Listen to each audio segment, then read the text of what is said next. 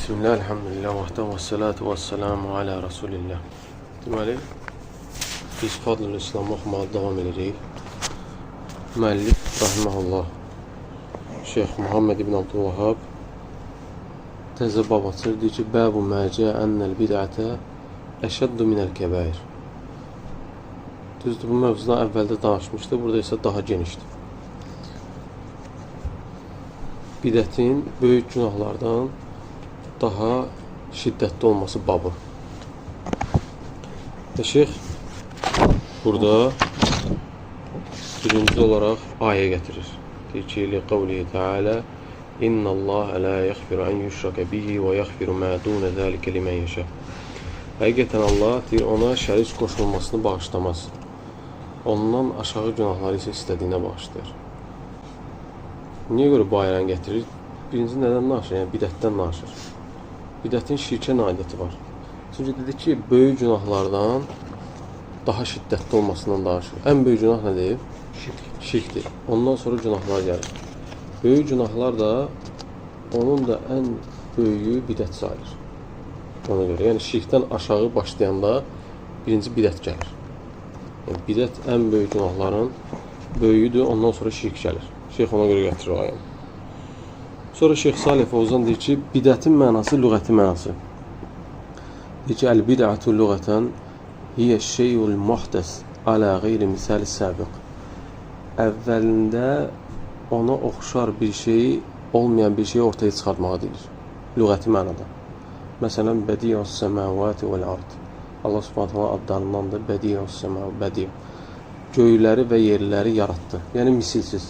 Bizə xaliq yaradan deməkdir, bədiyyə də yaradan. Aralarındakı fərq nədir? Bədiyyə yəni misilsiz yaradan deməkdir. Bu bidətin lüğəti mənasını başa salmaq üçün Şeyx Salih Şeyx bu ayəni misal çəkir. Yəni ki, bidət də nədir? Lüğəti mənada elə bir şey ortaya çıxarmısan ki, əvvəl onun mislində olmuyor. Şəri mənası isə fəhiyyə ihdəsu şeyin fid-dini leysə ləhu əslun minəl kitabi və lə min sünnəti Rasulü sallallahu aleyhi ve sellem. Şəri mənası isə Allahın kitabında və onun Rasulü sallallahu aleyhi ve sellemin sünnəsində əsli olmayıb dində, dinin içində ortaya çıxarılan bir şey deyilir. Tərifi odur. Bidət ona görə haramdır ki, çünki bütün ibadətlər təvqifidir. Təvqifi də nədir? Yəni necə gəlib elədir, dəyişilmir. Qiyamətə qədər də dəyişilməyəcək. Necə ki, əvvəldə keçdi, Şeyx Salih Fovzan o ayəni də xatırladır ki, Əl-yevm əkməltu ləkum dinakum. Dedi ki, kamilliklə tamamlamağın arasında fərq var. Yəni, bu din, Allah subhanət deyir ki, Əl-yevm əkməltu ləkum dinakum. Bu gün sizin üçün dininizi kamil etdim. Kamillik də nəyə deyilirdi? Orada nə əlavə etmək ehtiyac var, nə də götürmək. Yəni, tamdır. Kamildir. Amma tamamlamaq isə ola bilər ki, nəsə əlavə eləyəsən. Ona görə ki, və ətməmtu aleykum ni'mət və sizə olan neymətimi tamamladım. Yəni, hələ ki, bu dünyada. Yəni, hələ də Allah subhanətələ artıracaq neymətdən. Cənnətdə müminlər üçün. Sonra Şeyx Salih Şeyx deyir ki, bidət sahibi əgər tövbə edərsə, onun tövbəsi qəbul olar, yoxsa yox. Bu mövzuya toxunur. Çünki bundan əvvəlki yazılı gəlirsə babda Şeyx hədis gətirmişdi ki, deyir, öz havasına tabi olan insan nəyə bənzəyir? Quduz itin onun dişləməsinə bənzəyir ki, onun havası bütün bədəninə, bütün damarlarına, bütün sümüklərinə yayılıb. Şeyx bu hədisə şərh verir. Keçəndən bu qalmışdı. Şeyx Salih Şeyx deyir ki, yəni bu hədisdən elə görsənir ki, sanki onun tövbəsi qəbul deyil, bütün bədəninə yayılıb. Havası, bidəti. Ona görə deyir ki, bəziləri deyib ki, lə yəhsul ləhumut tevfiq ilə tövbə. Deyir, onu Allah subhanətələ bidət əhlini, bidətçini tövbəyə müvəffəq eləmir. Bəzi alimlər belə deyib. Çünki niyə görə? Hədisə görə. Təcərə bihimul əhva kəmə yətəcərəl kələbu bi sahibihi. Onun deyir, havası bütün bədəninə yayılıb, necə ki, quduz iti onu dişləyəndə, quduzluq onun bədəninə yayıldığı kimi. Və qəlbi də onunla qidalanır. Və ən böyük təhlükəsi də nədir? Onu dinləmir. Elə bir ki, doğru eləyir və tövbə eləmir. Allah da onu müvəffəq eləmir. Amma bəzi alimlər deyib ki, qad yəhsul ləhumut tövbə. Onlara tövbə hasıl olur. Mislu mən ləm yüşrib يشرب حول البدع وهو مشاهد فبعد أهل البدع من الخوارج رجعوا لما ناظرهم ابن Abbas radiyallahu anh. Bəziləri də tövbə olaraq hasil olur, tövbə edə bilirlər. Hansılar ki, qəlbləri bağlanmıyor bidətə. Ona dəlil nədir? Xavariclərdən bəzilərinin dönməsi. İbn Abbas radiyallahu anh getdi, onlar dəvət elədi. Sonra onlar bidətçi idi, onlar tövbə edib qayıtdılar. Yəni, bidətdən tövbə edib qayıtmaq olur. Sonra Şeyx Salih Əli Şeyx bu ayəni, daha doğrusu Şeyx Salih Fovzan bu ayəni şərh eləyir. İnnəllaha la yəğfiru an yüşrəkə bihi və yəğfiru mə dunə zəlikə limən yəşə. Və burada Şeyx bir neçə bidət barədə məsələlər gətirir. Birinci deyir ki, bidət sahibi elə zənn eləyir ki, deyir, o dindəndir. Amma deyir, böyük günah sahibi onu dindən bilmir. Ona görə bidət böyük günahlardan daha şiddətlidir. Çünki Allah Subhanahu bu ayədə nə deyir? İnnəllaha la yəğfiru an yüşrəkə bihi. Allah ona şərik qoşulmasını bağışlamaz. Bu ən böyük günahdır, şirk. Ondan aşağı gəlir. Bidət ondan da aşağı böyük günahlardır. Niyə görə böyük günahlardan da böyükdür bidət? Şeyx onları başa salmaq üçün bir neçə məsələ gətirir. Çünki deyir ki, bidət əhli, bidət eləyən adam elə zənn edir ki, o dindəndir. Onu savab bilir o. Və üstəlik də ona çağırır.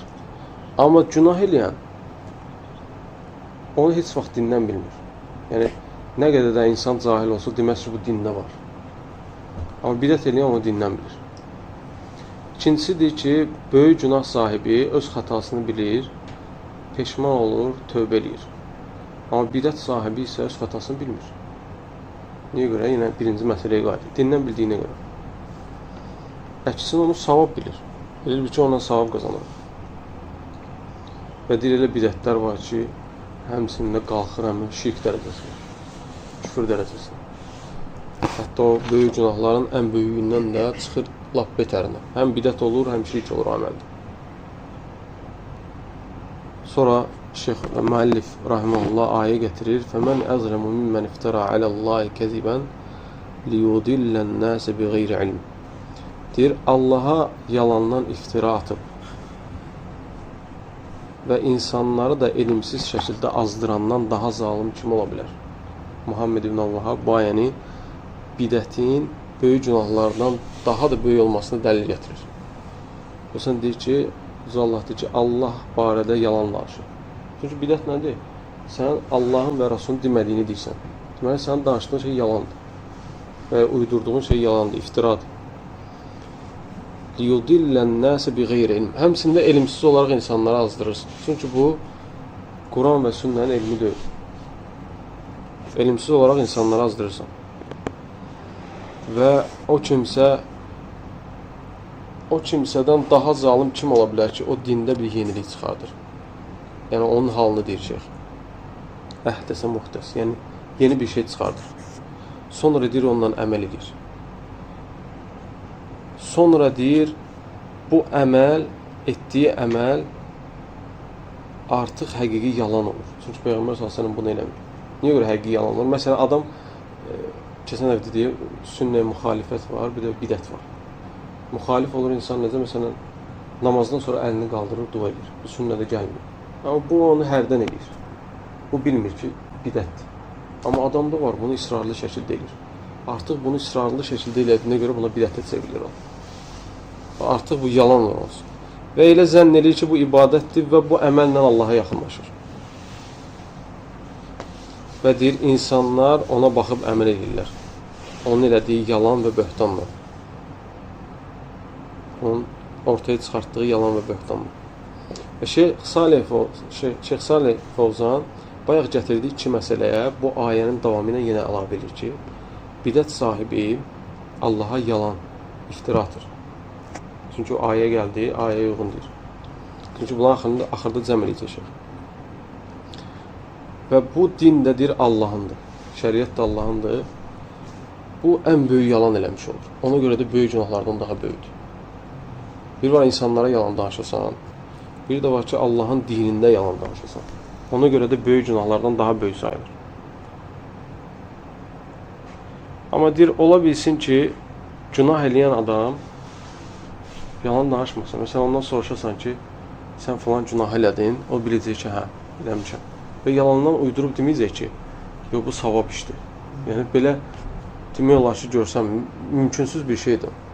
Ki, günah eləyən adam desin ki, hə, yox, bu dində var, bu savabdır. Onsuz da o günahı dindən bilsə artıq bidət eləmiş olur. Necə ki, siğəni, zinanı halallaşdırırlar özlərinə görə. Amma bidət eləyənsə belə deyil. O ondan ibadət eləyir, o bidəti ilə. Və elə bir ki, savab qazanır. Və sonra müəllif rahiməhullah, Muhammed ibn Vahhab ayə gətirir. 3-cü ayədir ki, لِيَحْمِلُوا أَوْزَارَهُمْ كَامِلَةً يَوْمَ الْقِيَامَةِ وَمِنْ أَوْزَارِ الَّذِينَ يُضِلُّونَهُمْ بِغَيْرِ عِلْمٍ أَلَا سَاءَ مَا يَزِرُونَ. Allah Subhanahu buyurur ki, qoy onlar öz günahlarını qiyamət günü kamil şəkildə daşısınlar. Və kimləri ki, elmsiz şəkildə azdırıblar, onların da günahlarını daşısınlar. Onların daşıdıqları şey necədir, pisdir. Şeyx Muhammed ibn Vahhab bunu bidət eləyən üçün dəlil gətirir. Ki, Allah Subhanahu günah eləyənlərin başqalarının da günahını daşımasına işarə eləyir. Və Şeyx Salih Əli Şeyx deyir ki, 2 dənə ayə var. Biri bu ayədir, qoy deyir onlar özlərini kimi ki o yola elmsiz çağırıblar, onların da günahını daşısınlar, öz günahlarını. Başqa bir ayədir ki, وَلَا تَزِرُ وَازِرَةٌ وِزْرَ أُخْرَى. Heç kəs deyir, heç kəsin günahını daşımayacaq. Şeyx deyir ki, sanki burada deyir ziddiyyət var. Bunu necə başa düşmək olar?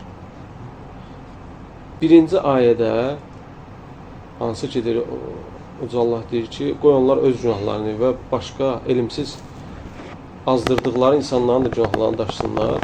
O deyir, özü günah eləyəndir və ona çağırandır. O çağırdığına görə kim bir pisliyi eləyərsə və o pisliyə də çağırarsa, kim də onunla əməl eləyərsə, ona da günah gedər. Amma deyir, birincidir, ikinci ayədə isə وَلَا تَزِرُ وَازِرَةٌ وِزْرَ أُخْرَى. Heç kəsin günahını daşımayacaq. O insan deyir, günah eləyib. Amma deyir, başqasını ona çağırır. Bu deyir, beləcə bütün günahlara və bidətlərə aiddir. Ona görə hər kəs öz günahını daşıyacaq. Və Şeyx Salih Fovzan 4-cü məsələ gətirir, həmin o bidətçi var idi. Ayələr gəldikcə açıqlayır. Deməli, Şeyx Salih Fovzan birincidə nə dedi? Dedi ki, bidət sahibi elə zənn edir ki, o dindəndir. Amma böyük günah eləyənsə onu dindən bilinir. İkinci gətirdi ki, böyük günah sahibi etiraf edir və tövbə eləyir günahından. Amma bidət sahibi isə etiraf eləmir bidətin. Elə bir ki, o dindən olduğuna görə tövbə eləmir. Üçüncüsü, bidət əhli iftira atır Allaha, yalan danışır. Amma günah eləyənsə elə deyil.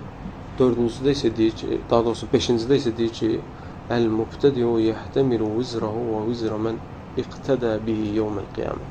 Bidətçi etdiyi bidəti və kimi ki o bidətə çağıracaq, onu da günahını daşıdır. Təsəvvür etsən, adam elə bir ki, ibadətdir, bu dindəndir, bununla Allaha yaxınlaşır və bunu ixlaslı şəkildə başqasını çağırır, ona ki, sən də elə bunu. Və elə bir ki, ondan savab qazanır, amma qiyamət günü o çox xüsran olacaq. Şeyx Salih Fovzan deyir ki, əslül bidəti kufr. Bidətin əslidir, əslində küfürdür. Bidət nədir? Niyə görə küfürdür? Küfür mənası nədir? Yəni, haqqın üstünü örtmək. Haqqın üstünü örtür və nə qədər sünnələri tərk edirlər olar. Özləri də bilməli.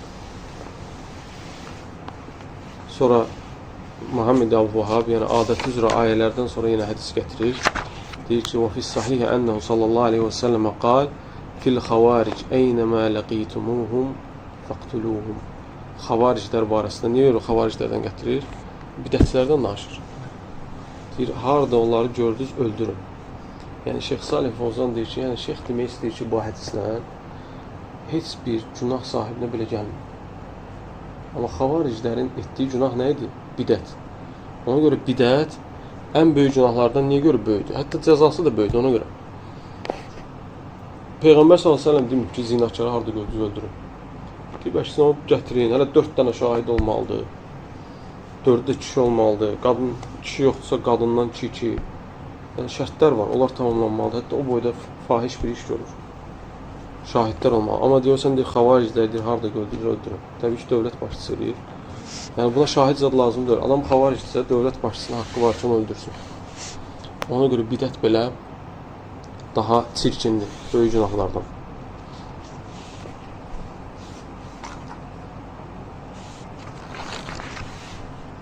Və həmçinin Şeyx Muhammed Əl-Vahhab buyurur ki, وَفِيهِ أَنَّهُ sallallahu aleyhi ve sellem nəhə an qatli umara'il cəvur mə sallam. Deyir, bununla da yanaşı, yəni Şeyx sanki demək istəyir ki, bunun da qarşılığı olaraq Peyğəmbər sallallahu aleyhi ve sellem dövlət başçıları ilə döyüşməyi, hətta zalim olsalar belə qadağan eləmişdir. Yəni nə demək istəyir? Deyir, xavaricləri öldürün, amma deyir, dövlət başçısı zalim olsa da onları səbr edin. Niyə görə bunları gətirdi? Bunlarla əlaqəsi odur ki, yəni dövlət başçısının elədiyi zülm asilidir, amma bunların elədiyi bidətdir. Bidət yenə də burada göstərir ki, böyük günahlardan daha böyükdür. Ona görə deyir, dövlət başçısına itaat edirsən, orada deyir, müsəlmanların məsləhəsi var. Həmçinin də xavariclərin öldürülməsində də müsəlmanların məsləhəsi var. Çünki necə əvvəlki hədislərdə keçdi, xavariclər nə edir? Cəmaatı parçalayır. Amma dövlət başçısı zalim olsa da cəmaatı bir tutur. Ona görə Şeyx deyir ki, bunun əksi olaraq Peyğəmbər s.ə.v dövlət başçısı zalim olsa belə onlara qarşı döyüşməyə qadağan edir. Burada mən salləv sözü, alimlər onu şərh edir ki, Peyğəmbər s.ə.v onlar sizinlə namaz qıldığı müddətdə sizə dövlət başçılarıyla zalim olsa belə döyüşməyə qadağan edir. Alimlər deyir ki, namaz qılmaq sözü, yəni mən salləv, yəni müsəlman olduqları müddətcə mənası odur.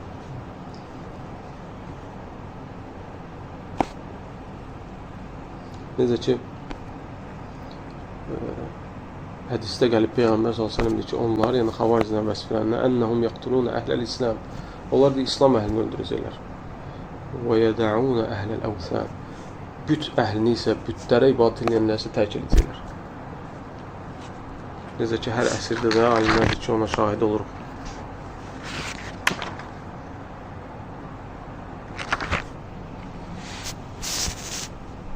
Sonra Şeyx Muhammed Əl-Vahhab yenə hədis gətirir. Və an Cərir ibn Abdillah radiyallahu anhu ennə rəculən təsəddaqa bi sədaqatin thumma tətəbəə ən-nəs fəqalə sallallahu aleyhi ve sellem mən sənnə fil-İslam sünnətən həsənətən fələhu əcruhə və əcru mən amilə bihə min ba'di min qeyri ən yənqusa min ucurihim şeyun və mən sənnə fil-İslam sünnətən seyyətən kənə aleyhi vizruhə və vizru mən amilə bihə min qeyri ən yənqusa min əvzarihim şey. Rəvah Müslim. Cərir ibn Abdullah radiyallahu anh buyurur ki, bir kişi sədəqə verdi. Sonra deyir, o sədəqə verdiyinə görə yanındakı insanlar da çıxartdı, baxdılar ona, sədəqə verdilər.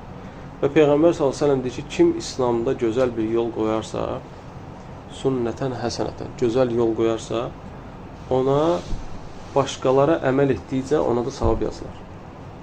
Yəni, o kişi sədəqə verdi, başqaları da ona baxıb sədəqə verdilər. O verənlər savabları qədər o kişiyə savab getdi. Və deyir, onların da savablarından heç nə əksilməz. Yəni, sədəqə verənlərin savablarından heç nə əksilməz. Sədəqə verənə qədər, birinci verənə. Və deyir, kim İslamda bir pislik qoyarsa, pis bir yol qoyarsa, ona da onun günahı var və kimlər ki, nə qədər ona günah əməl edəcəklər, onların da günahlarından heç bir şey əksilmədən birinci edənə günah gedər. Və Şeyx burada Muhammed Əl-Vahhabın bunu gətirməsindəki məqsədi, necə Şeyx Salih Fovzan deyir, yenə bidətin yerini göstərir.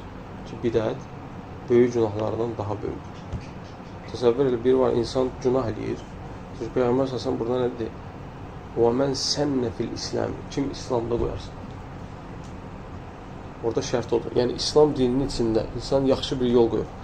Və bidətçilər də birinci tərəfini çox vaxt dəlil gətirirlər. İkinci tərəfindən qafildir. Birinci tərəfini deyirlər ki, yoxsa Peyğəmbər s.ə.v deyir də, kim İslamda gözəl bir yol qoyarsa. Mən də deyir ki, məsələn, təsbih çıxartmışam. Təsbih çıxartmışam və yaxud da ki, namazdan sonra dua eləyin və yaxud da ki, Peyğəmbər s.ə.v ad gününü çıxartmışam. Gözəl yoldur, tort pişiririk, yiyir, içirik burada, nə var ki? Savabdır da, hamı da baxır, mənə savab gəlir. Amma Şeyx Salih Fovzan deyir ki, Peyğəmbər s.ə.v demədi, mən sənnə fil-İslam bidətən həsənətən. Onlar adını nə deyirlər? Deyirlər ki, bu gözəl bidətdir, Ömər radiyallahu anh deyir. Ona qiyas elə bu hədisi. Peyğəmbər s.ə.v sünnə dedi. Sünnə nədir? Yəni dində var o şey. Sən də onu eləyirsən əslində. Məsəl üçün alimlər misal çəkir. Məsələn, Quran öyrənmək vacibdir hamıya. Quran öyrənmək üçün yer tikirsən. Və yaxud da məsciddən inşa edirsən. Fərqi yoxdur. Yəni elə bir şey olsun ki, o bidət olmasın. Çünki Peyğəmbər bidət demədi axı. İkinci tərəfində isə onların özünə rəddiyyəti ki, mən sənnə fil İsləmi sünnətən seyyiətən. Pis bir yol qoyarsan. Bidət də pis yoldur. Nəyə görə? Peyğəmbər sallallahu başqa hədisdə nə deyib? Bizə xutbət-i hacıdə eşidirik. Nə deyib? Kullu bid'atin dalalə və kullu dalaletin finnar. Və hər bir bidət zəlalət. Və orada bidət sözü qeyri-müəyyənlikdə gəlib. Ərəbcə bilənlər bilir.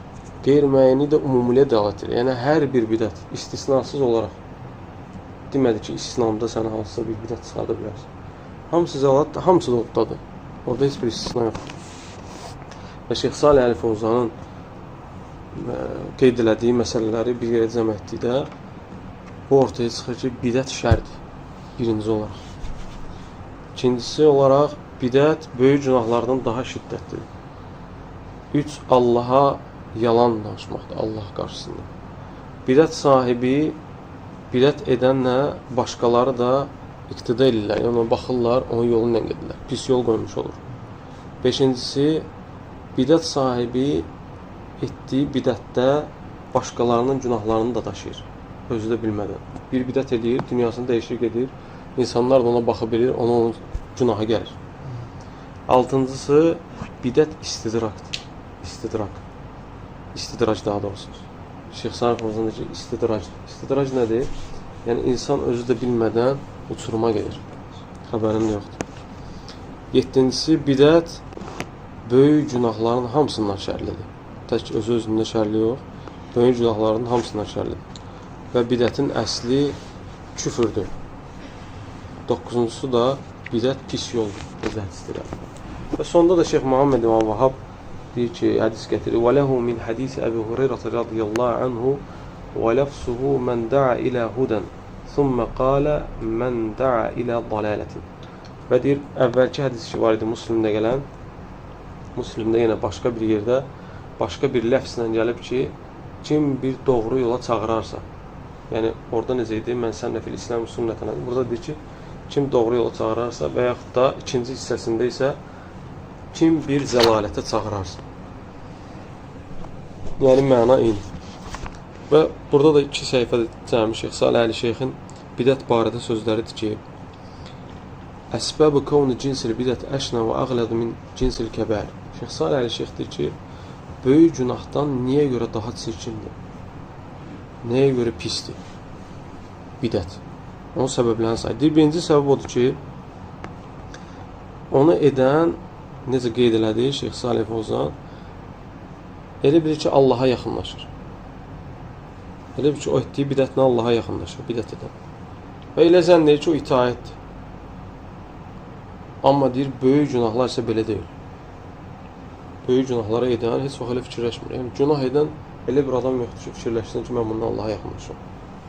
İkinci səbəbi odur ki, ənnə fiyhə ziyadətun və idafətun fiddin. Orada deyir, artırmaq var. Dinə nəsə izafə eləmək var. Amma Allah Subhanahu nə deyib? Əl-yevmə əkməltu ləkum dinakum. Sizin dininizi kamildir. Sən nəsə əlavə edirsən ora. Yəni ki, sanki Allah bilməyib onu, sən qoyursan. Və ya Rəsulu bilməyib, sən qoyursan. Və dinə nəsə də artırmaq daha əzəmətlidir, nəinki azaltmaqdan. Nəyəsə naqis eləmək, məsələn, insandır, gücü çatmır. Gecə namazı qılmır. Və yaxud da cüməyə gələ bilmir. Lap olsun, cüməyə gələ bilmir. Asilikdir. Azaldırım. Amma sən nəyəsə artırmağın daha pisdir. Sanki Allah bilmirdi, sən artırdın. Sonra üçüncüsü, bidət babı şübhələrdir. Böyük günahlar babı isə şəhvətlərdir. Şübhələrin qəlbdə yer tutması şəhvətlərdən daha çoxdur. Çünki deyir, insan şəhvətlərindən zəiflədikdə peşmançılığa düşə bilir. Amma şübhələrindən peşmançılığa düşmür. Çünki deyir, elə dalanlara girir ki, adam oradan çıxa bilmir. Şübhələrdən. Sonra deyir ki, əl-muftədi'u yuhəccu an bid'atihi. Bidətçi deyir, öz bidəti ilə hüccət gətirir. Amma asidir belə deyil. Günah eləyən adam belə deyil. Və onun etməsi də demək olar ki, mümkünsüzdür. Çox bir az adam eləyə bilər onu. Ki, asi səninlə mübahisə eləsin. Və mübahisəsi də axıracan gedməyəcək onu. Sonra deyir, ismul bid'əti yetəcəvəzu sahibuha.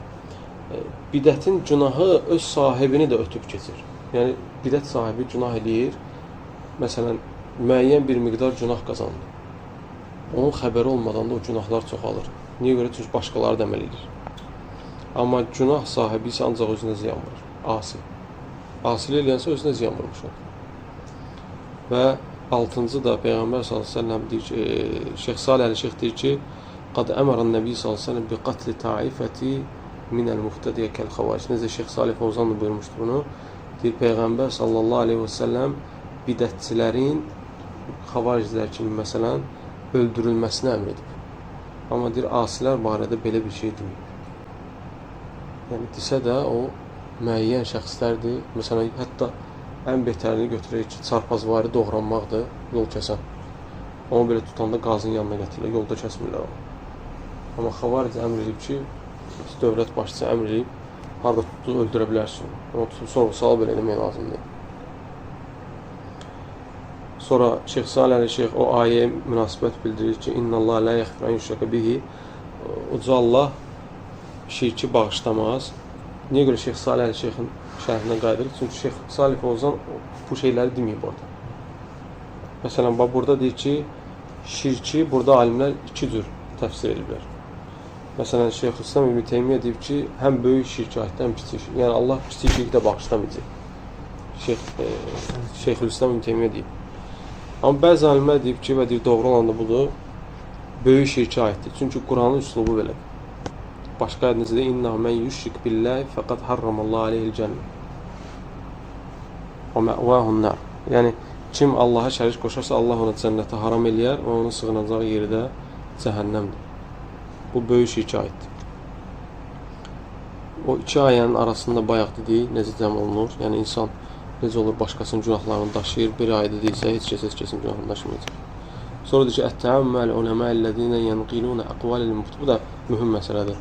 Bəzi alimlərin bidət kəlmələri işlətdiyinə görə onlarla olan müamilə. İbn Həcər və İmam Nəvəvi kimi. Deyir ki, lə yunsabunə iləl-müftədə. Onlar deyir, bidətə nisbət olunmurlar. İbn Həcərlə İmam Nəvəvi kimi alimlər.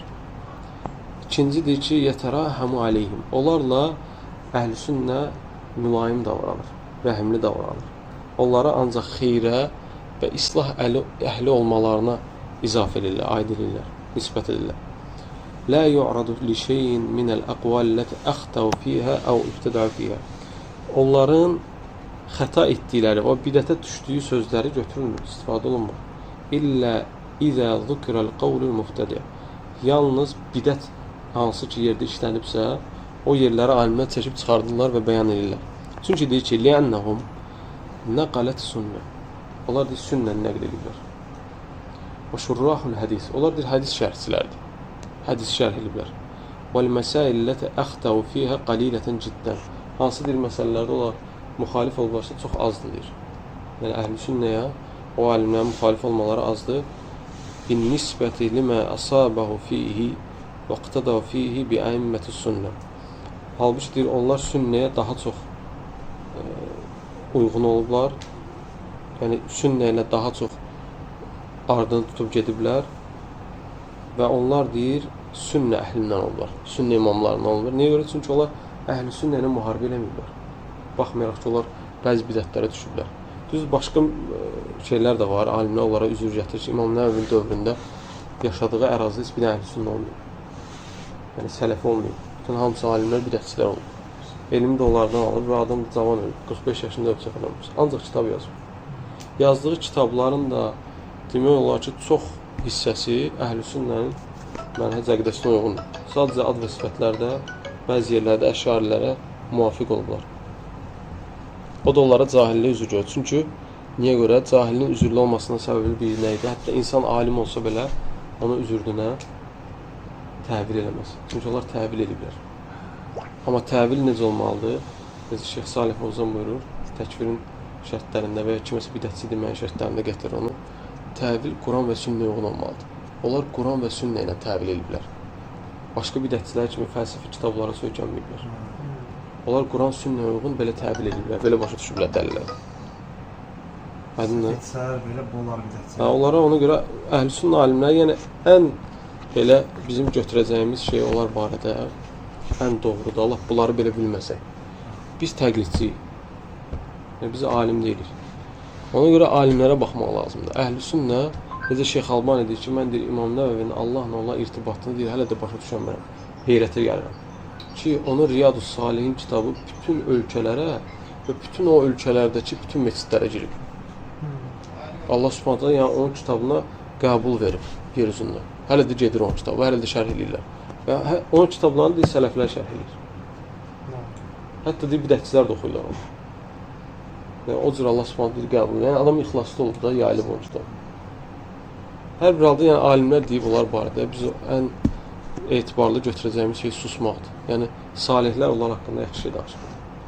Necə Peyğəmbər s.ə.v deyir ki, bir cənazə getdi və insanlar deyir, onun haqqında yaxşı danışdılar, o cənnətli idi. Sahabələr deyir, onlar haqqında yaxşı şey danışdılar. Peyğəmbər s.ə.v deyir ki, cənnətli idi. Və bir cənazə getdi, onun haqqında pis. Peyğəmbər s.ə.v deyir, cəhənnəmli idi. Soruşanda deyir, niyə deyir? Çünki salihlər o insan haqqında yaxşı şey dedilər. Və o birisi haqqında pis dedilər, ona görə cəhənnəmli idi. Və bunlar haqqında da salihlər yaxşı şey danışır. Burada dayanaq.